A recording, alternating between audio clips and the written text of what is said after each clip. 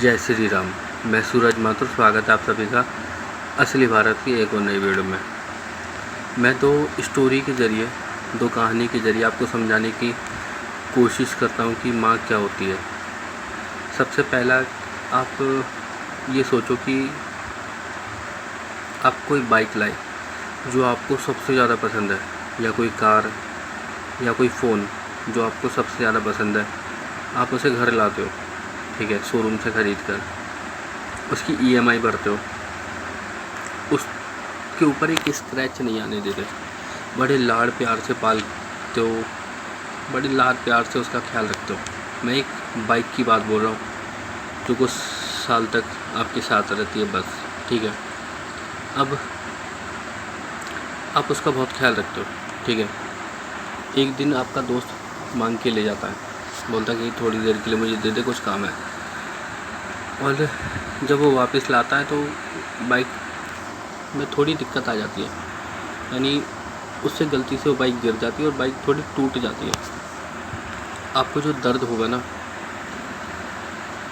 वो है एक माँ का दर्द, ठीक है।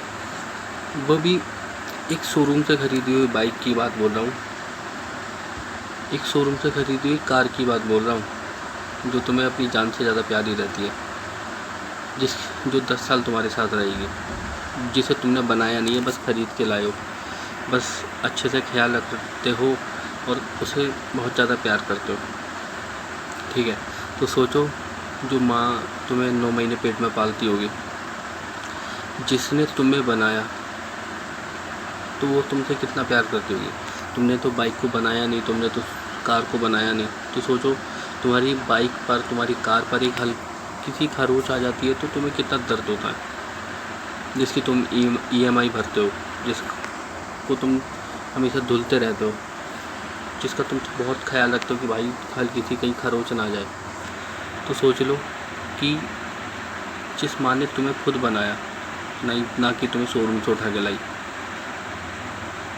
तो उसे कितना दर्द होता होगा। दूसरा, आपने डिस्कवरी पे या कितनी सोशल मीडिया की कई वीडियो में ये देखा होगा कि जब बच्चे पर आती है ना, तो एक हिरनी भी अपने बच्चे को बचाने के लिए शेर से भिड़ जाती है और उसे धक्का भी मार देती है। मतलब उसे पता है कि मेरी मौत तय है, अगर मैं अपने बच्चे के लिए शेर से भिड़ गई, क्या पता मुझे खा जाए, लेकिन भिड़ जाती है। यही होती है माँ। माँ अपनी जान की बिल्कुल भी कीमत नहीं समझती आपकी जान के सामने। माँ अपने आप को कुछ नहीं मानती आपके सामने। माँ के लिए जो भी कुछ हो तुम हो, जो भी सब कुछ है तुम हो, बस तुम्हारी ज़िंदगी है। तो माँ सोचती कि मेरी ज़िंदगी है, तुम खुश हो तो सोचती है माँ कि मैं खुश हूँ। और उस माँ का एहसान तुम एक दिन में कैसे उतार सकते हो, वो भी मदर्स डे के द्वारा। कल सोशल मीडिया पर पूरे दिन ये ट्रेंड पे था, हैप्पी मदर्स डे, स्टेटस ले, सॉन्ग ले, शायरी है, ये है, फलाना ढिमकाना है, पता नहीं क्या क्या सब ने लगा रखा है, लेकिन किसी को यही नहीं पता मदर्स डे होता क्या है। और राम जी ने अपनी माँ की एक छोटी सी खुशी के लिए 14 वर्ष के वनवास के दुख दर्द सहे, ठीक है। 14 साल तक जंगलों के जो दुख दर्द है ना, वो सहे, बस अपनी माँ की छोटी सी खुशी के लिए।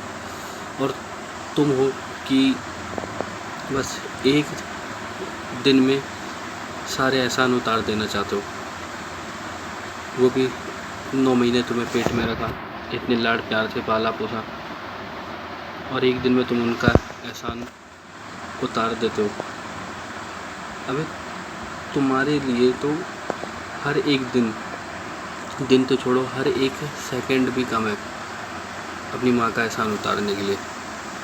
शायद मैं तुम सबसे ज़्यादा अपनी मम्मी से लड़ता हूँ, लेकिन मुझे ये एहसास है कि एक दिन में तो साल के एक दिन में तो मैं ये एहसान नहीं उतार सकता, पूरी लाइफ का मैं मेरे लिए। बाकी मैं राजीव दीक्षित जी की एक वीडियो ऐड कर रहा हूँ कि मदर्स डे होता क्या है। उसको देखकर आपको समझ जाएगा मदर्स डे की सच्चाई क्या है और मदर्स डे किन लोगों का त्यौहार है और किन लोगों के लिए है। बाकी वीडियो को ज़्यादा से ज़्यादा शेयर कर देना। मिलते अगली वीडियो में। हर हर महादेव, जय हिंद, जय श्री राम। ऐसा अधकचरापन है, ये सब कॉन्वेंट में से हमारे बच्चे सीख सीख के निकल रहे हैं। और इन कॉन्वेंट स्कूलों में क्या क्या सब सिखा दिया। वो कहता था ना, मैकॉले ये कहता था कि ये जो कॉन्वेंट स्कूल हम चलाएंगे, इनमें शिक्षा मिले ना मिले, संस्कार अंग्रेजियत के हम जरूर देंगे। तो क्या होगा? तो कह रहा है वो कि भारतवासी जितने साल इसमें से पढ़कर निकलेंगे ना, तो वो शरीर से दिखने में भारतीय होंगे, आत्मा से अंग्रेज हो जाएंगे। फिर यही हमारी मदद करेंगे और भारत को गुलाम बनाए रखने में व्यवस्था करेंगे। तो संस्कार देना है उनको तो अपना, तो वो दे रहे हैं। अब वह जो कॉन्वेंट में वैलेंटाइन डे सिखा दिया, फिर उन्होंने पता नहीं मदर्स डे सिखा दिया, फादर्स डे सिखा दिया। मदर्स डे पता है क्या होता है यूरोप में? यूरोप में एक और बहुत पुरानी परंपरा है, प्लेटो के समय से चली आ रही है, कि बच्चे जब पैदा हुए ना तो घर में तो रखने नहीं है, बाहर छोड़ देने हैं। तो उन बच्चों को मां का दूध नसीब नहीं है। तो चर्च में जो होती है ना, सिस्टर्स होती है, वो अपना दूध उनको उपलब्ध कराती है। अब आप में से कई लोगों को यह प्रश्न होगा कि बायोलॉजिकली ये संभव कैसे है? वो नर्स तो मां बनी नहीं, तो उसको दूध कैसे आएगा? लेकिन अभी आधुनिक विज्ञान ने यह सिद्ध कर दिया है कि कोई बच्चा लगातार 2-3 दिन तक बिना विवाहित किसी महिला को लगातार स्तनपान करे तो चौथे 5वें दिन से दूध आना शुरू हो जाता है। तो उनके यहां नर्सिंग जो होती है वो सिस्टर्स के द्वारा होती है या नर्सिस के द्वारा होती है, मां नहीं करती है। लेकिन कभी कभी साल में कोई एक दिन मनाना हो तो वो मदर्स डे मनाते हैं, जिस दिन मां अपने बच्चे को दूध पिलाने के लिए वहां जाती है कॉन्वेंट में। तो उनके यहां मदर्स डे होता है। ऐसे ही उनके यहां फादर्स डे होता है। फादर्स डे का चक्कर क्या है? यूरोप के बच्चे वैसे तो घर में रहते नहीं, जो गलती से किसी ने रख लिए तो उनको अपने बाप के साथ खाना खाने का अधिकार नहीं है। डाइनिंग टेबल पर अपने बाप के साथ वो नहीं बैठ सकते। बाप अपने डाइनिंग टेबल पे खाना खाएगा दोस्तों के साथ, जब वो चला जाएगा खाना खा के तो बाद में बच्चे डाइनिंग टेबल पे बैठते हैं। लेकिन साल में कोई एक दिन वो फिक्स करते हैं जब बच्चे बाप के साथ बैठे डाइनिंग टेबल पर, उस दिन वो फादर्स डे मनाते हैं।